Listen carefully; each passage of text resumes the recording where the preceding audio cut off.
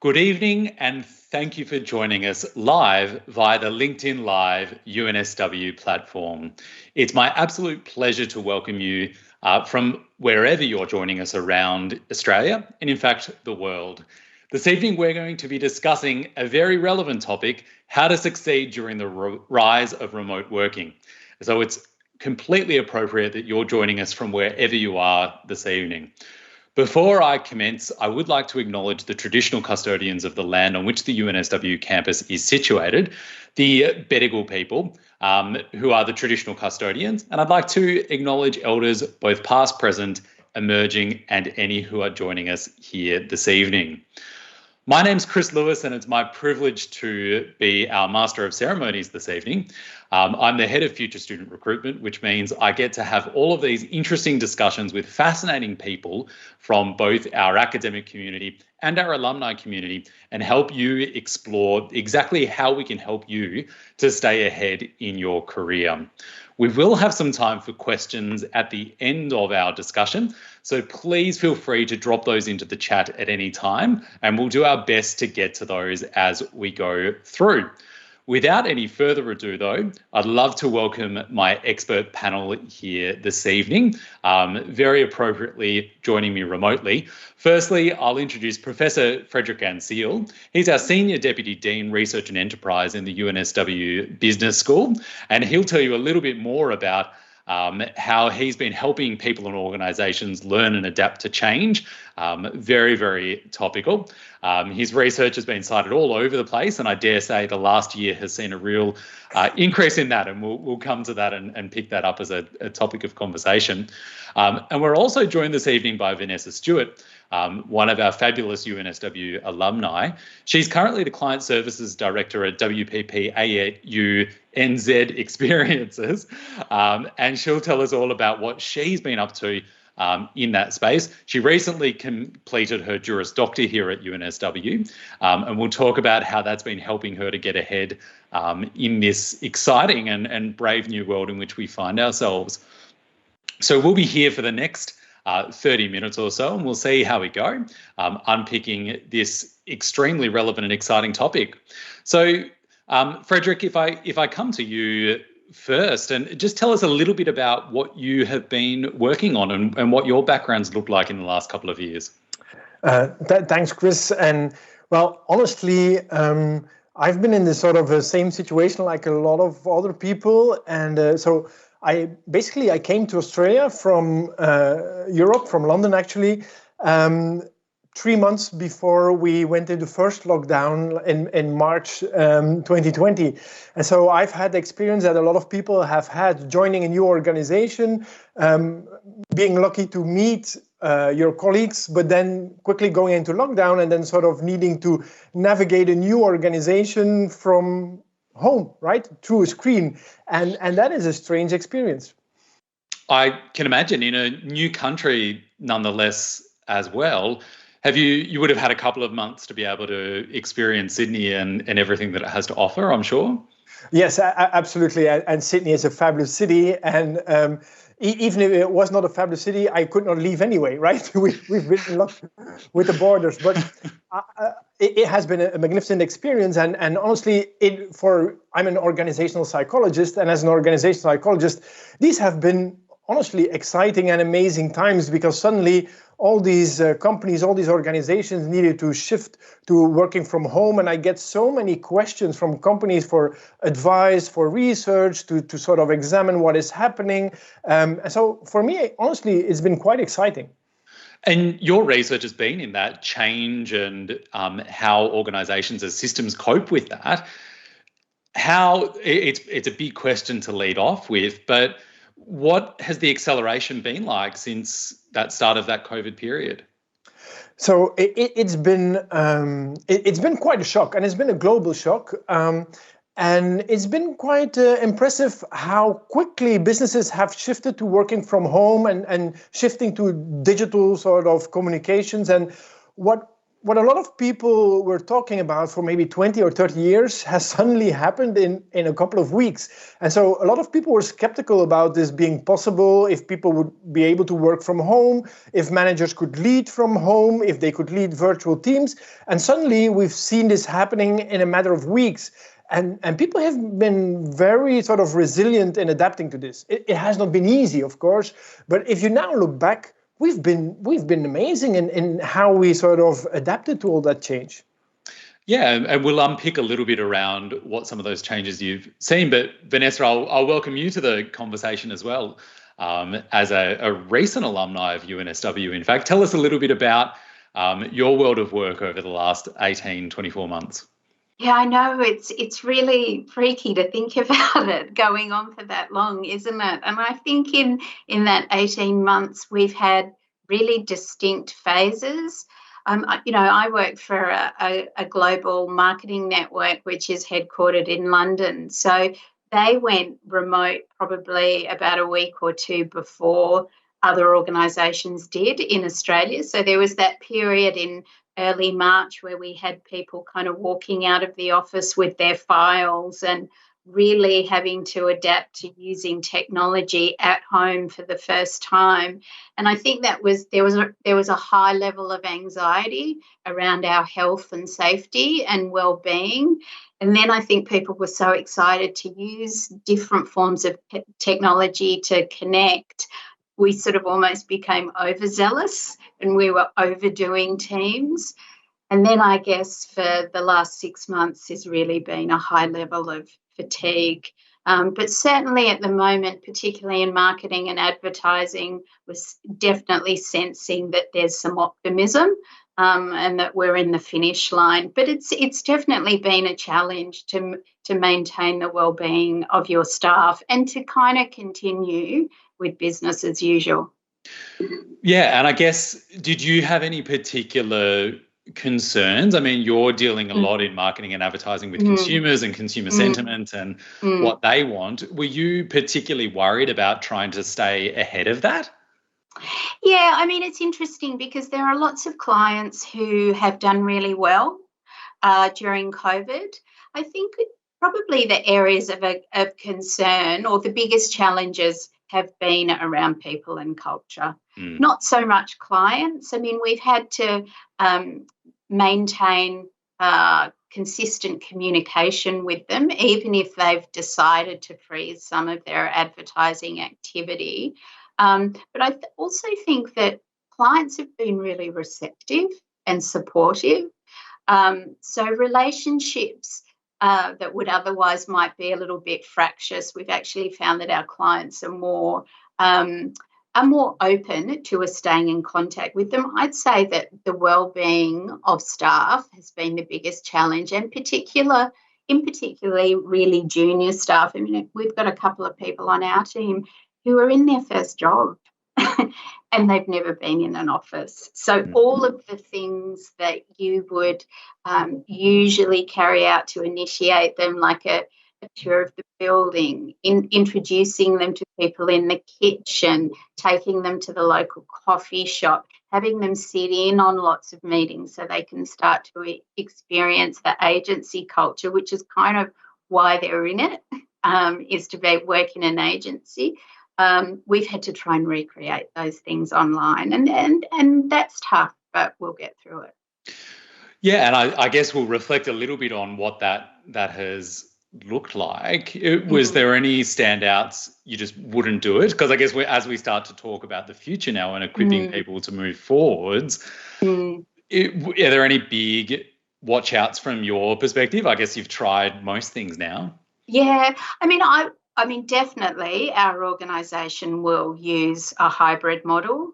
I mean, this is probably more Frederick's area of expertise, but there are definitely benefits to remote working. And I think, and they're big ones. They're big ones that companies really want to embrace, like diversity, having people work for you who are not just working in other main capitals, but are working in suburbs that might be a 2-hour commute to Sydney. So you suddenly open up your potential workforce to all sorts of diverse interests.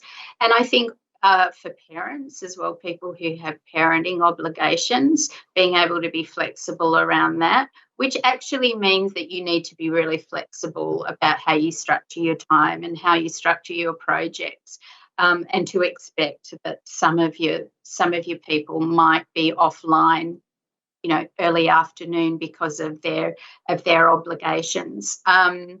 So yeah, they're probably the big benefits for us.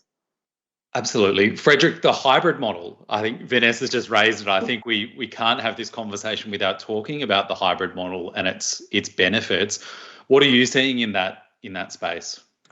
So what Vanessa is saying, that is spot on. So what the most companies are currently doing is sort of considering, so there's the clear benefits. People have been very productive, working from home, being focused on some tasks, the flexibility, not needing to commute. So these are really sort of the benefits that we want to keep. But we're also slowly sort of discovering some of the sort of disadvantages. And one of those things is, like Vanessa said, is, for instance, new people, onboarding new people in a company. It's really difficult, right, to get to know a company without, what I often call that the smell of the place, right? You want to be in the hallways. You need to smell and you see how things work. And one of the things is that probably something that we've all experienced. We sort of capitalized on our existing network. So we were very good in working with the people we already know, but we really struggle with getting to know new people in this sort of a hybrid model. It's really difficult to forge new relationships online. And so what organizations are currently thinking about is, so how do we create experiences for our people where they sort of meet each other, people that would normally not meet, but having a chance to meet. It's almost organizing serendipity, right? An informal encounter, a coffee chat.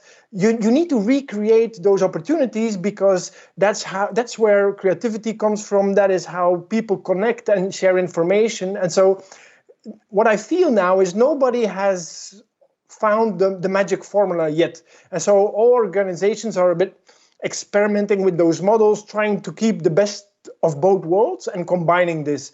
And I think it's also healthy as an organization sort of to treat it like an experiment and sort of learn while doing.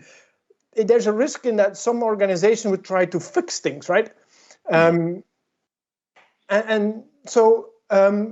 That is sort of my recommendation, not only to organizations, but actually also to individuals. Take a certain lightness in it, experiment, learn from it. Don't try to immediately find the final solution to it. So it sounds to me that you're pointing towards a bit of a framework without it being too rigid. So we need to give people a little bit of a guidance as to what's working, without it becoming some rigid, you will do X days and X hours sort of thing. Is that where you're sort of landing at the moment? Yeah, that's a very good conclusion, because what we've seen now in the past months, and it's almost funny to see that it's a global thing.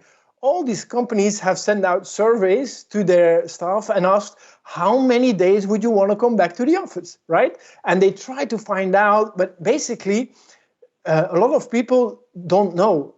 They just want to experience it first, what they need and what will work best. And so what comes out of these surveys, and I've analyzed a lot of those data, is it's all over the place. You have people wanting 1 day in the office. Some people want to go back 5 days in the office.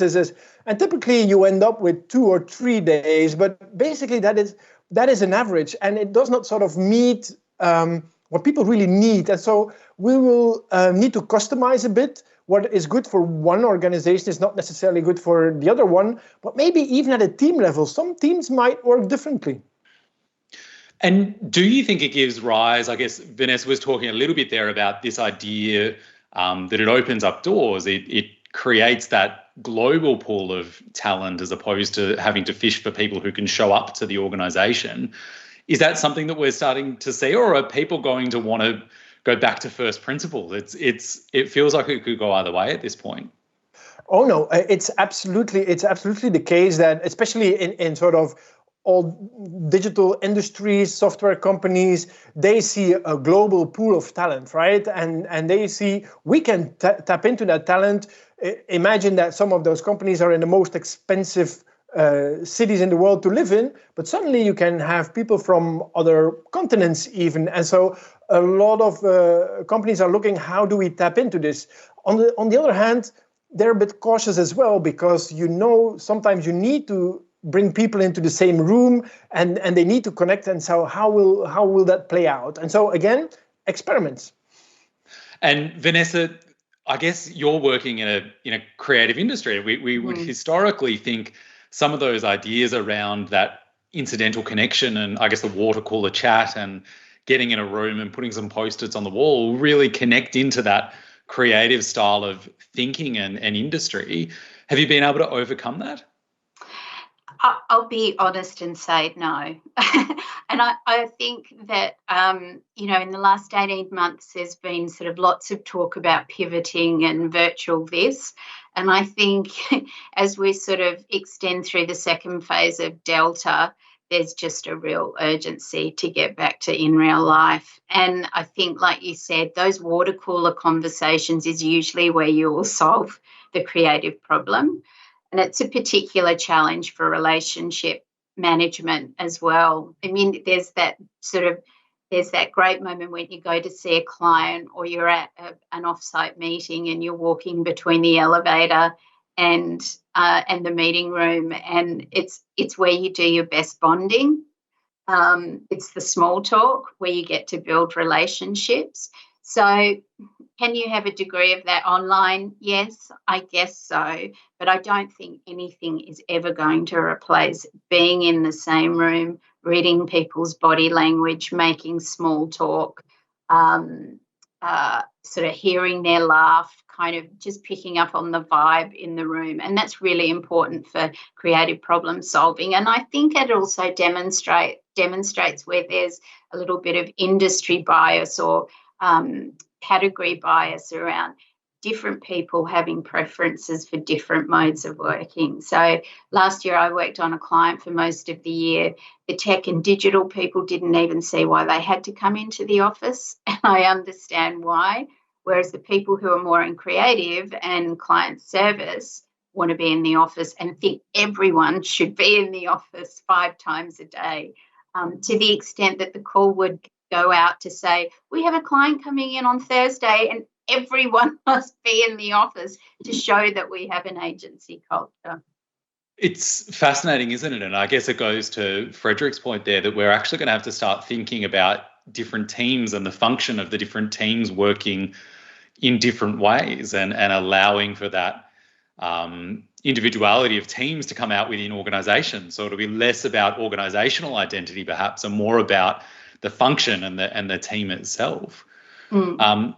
Frederick, it strikes me it's almost becoming a skill set to be able to work remotely and to function. And if we think about leadership, and we get lots of people tuning into our LinkedIn Live who are leaders of teams and thinking about how to do that, is it a skill set that we should be focused on developing now?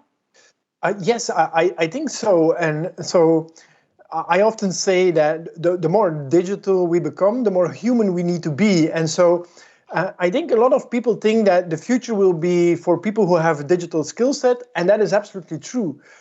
But part of that is actually having an interpersonal skills and a sort of humanity to a leadership style that works in a digital environment. And that is not easy, because imagine you used to be a manager and you would pop in an office and say how you're going and any problem that we need to talk or when you will be finished, and you could do a quick check-in and you could do 10 check-ins in a day, and you knew the temperature of the team. But if you work remotely, you need to schedule a meeting, a Zoom call, a Teams meeting. It's going slowly and you still do not feel the temperature. And so the future will be for leaders and managers that are able to sort of swiftly combine the digital working with still building personal connections, a personal touch to it, having a good understanding, building that relationship with their team, also outside their teams, with their customers. And so that is quite something unique, and probably, let's say, before the pandemic, something that we might have underestimated by putting a lot of emphasis just on the digital skills. It's fascinating, isn't it? I often find when we put digital at the start of the sentence, that sends us down a path. But when we use digital later in the sentence, that sends us in a slightly different direction. And it's a fascinating point that you make about that humanity in this sort of setting. I find as a manager certainly that I actually have to be much more personable and share more of myself to get something back in the digital sort of context. Vanessa, I don't know if you've had a similar sort of experience around that. Oh, absolutely. I mean, the times this year where we've been able to demonstrate our humanity and show some vulnerability, and I've certainly experienced that as a leader, kind of showing my vulnerability to members of the team has been really bonding. And particularly for people, there's a high number of Brits in advertising and marketing. So most people in our organisation have not seen their family in three years. So sharing what some of the struggles are, whether that's boredom, whether it's pessimism, whether it's frustration, has been really important, and kind of over celebrating some of the things that we would normally recognise in the office. So we've kind of gone up to 11 in terms of celebrating work anniversaries, getting crazier with birthdays. We've used a lot of Uber Eats. We've sent out lots of donuts, lots of cookies, just kind of constant connectedness and touches all through it, just to sort of feel like we're in it together. As corny as that sounds. No, I think it's a really good point, and thinking about what we need to focus on as leaders and those additional skills that we need to pull into our kit bag, if you like. Vanessa, the other question that I wanted to get to with you is you elected to take some study. I think it might have been pre-pandemic that you started, but you went and studied a Juris Doctor. Now, you're not working as a lawyer. Tell me a little bit about that decision and how you landed there. Yeah, look, I did my undergrad in media and communications, and I did that thinking that I was going to go on to law school. Back then, you had to do a year of your undergrad, and then you'd get admitted to the law stream in Western Australia. And then I kind of got diverted and ended up in advertising and marketing many, many years later.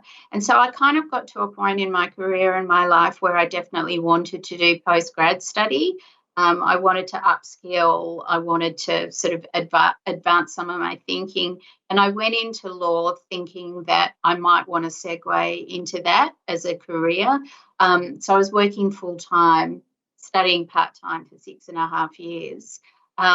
So while I haven't actually gone into practice as a lawyer, and I don't intend to now, it's been it's changed me fundamentally as a person.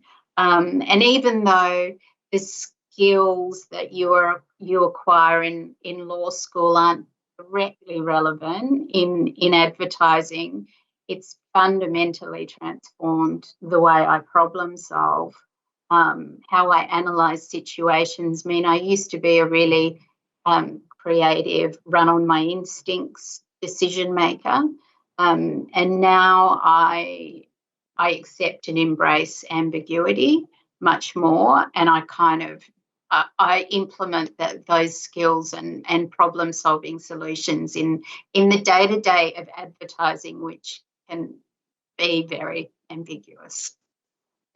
Fantastic. And it's probably been the opportune moment in history to have that skill set, sort of developing that, dealing with ambiguity.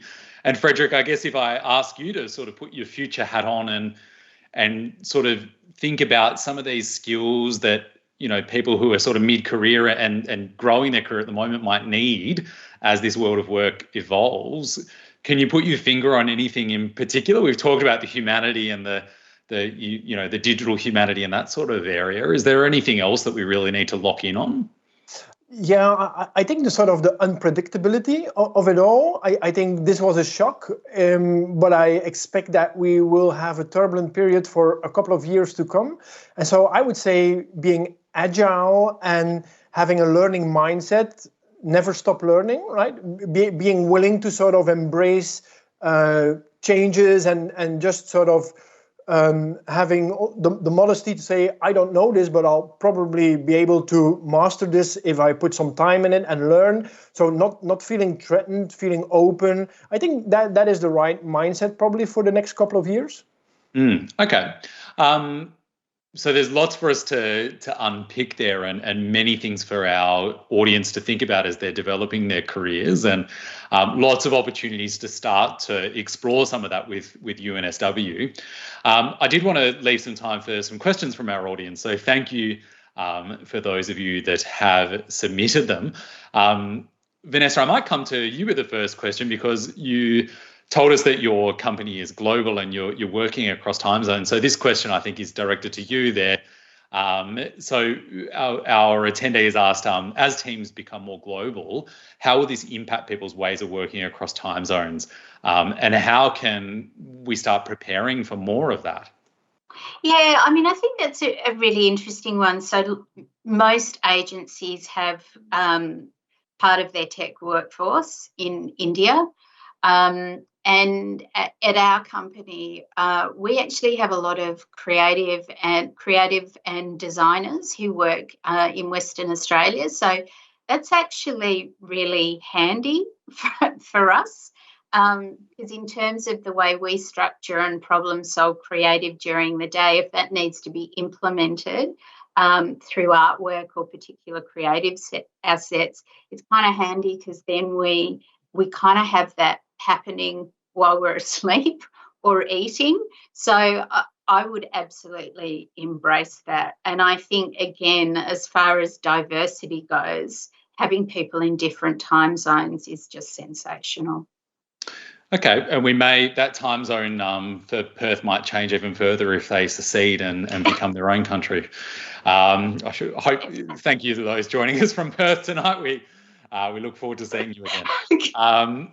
Frederick, a question here directed to you. Are there any research learnings about how we can optimize our free time to become more competitive and employable in this sort of global workforce? What could we be doing? We sort of started to talk about some of those skills, but are we seeing any hints and pointers in that sort of field?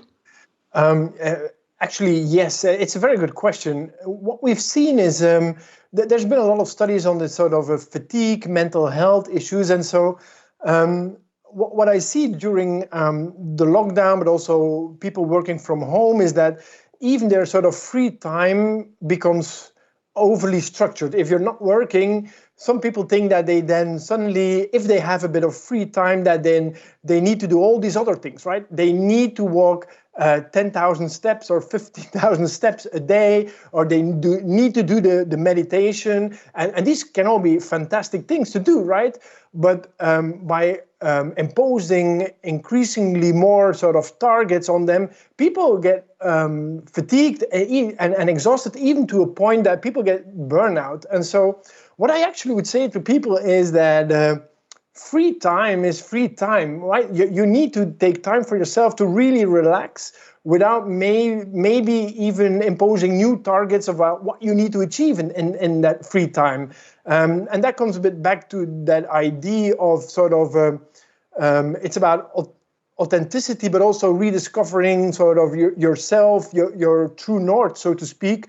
You need to find a way to deal with all those changes, and also working from home. You will need to be grounded. And so that means close connections with your family, friends, making sure that you feel healthy without overdoing all those things. And I think a lot of people learn that through these lockdowns, how the importance of sort of staying grounded and the personal connections and feeling supported. So that would be my recommendation to people, to not think about free time as something that they need to use, but sort of rediscover their own private lives.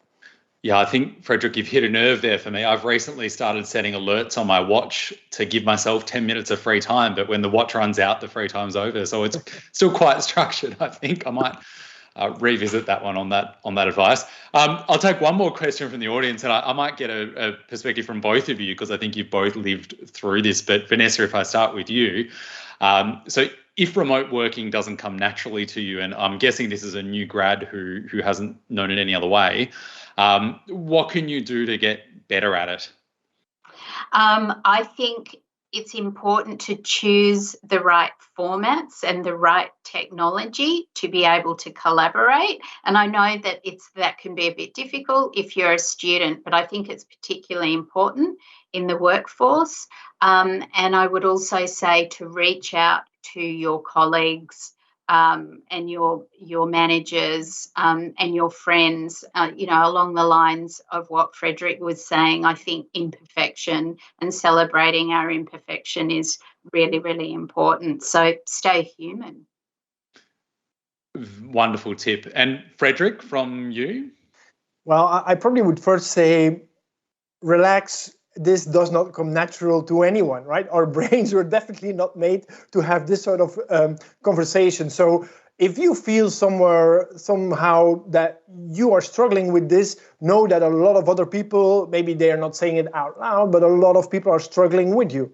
And then I would say, try to sort of also understand what sort of profile, what sort of personality you have. Some people are more extrovert, some people are more introvert. It works better for some people. And so find sort of a rhythm that works for you. And if you found that, try to build a routine. What we see is also as a student, your study habits, so building a routine, a habit, you feel that you sort of master it, that you have things under control, and that gives you confidence. And so you might want to think about how your normal week looks like, and you might want to, for instance, have a morning ritual. We actually see in research, if people have a morning ritual and they have control over that ritual, they feel more confident and relaxed throughout the day. And so finding a routine for yourself will definitely help in sort of navigating this difficult environment.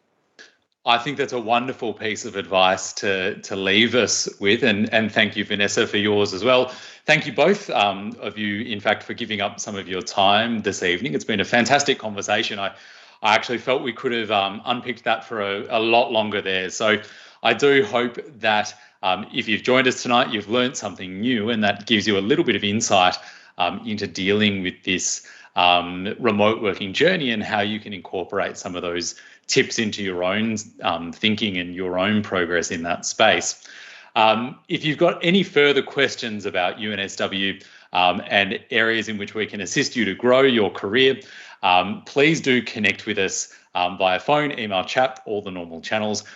You can also join us at our upcoming event in November, Postgraduate Connect, where you'll have the opportunity to talk to academics from all of our faculties about the different areas of study that you might be able to tap into here at UNSW. It's been an absolute pleasure to be with you this evening. Thank you very much for joining us. Stay safe, and we hope to welcome you onto the campus at UNSW soon. You're the person the world needs. Few people have great ideas. Even fewer make them happen.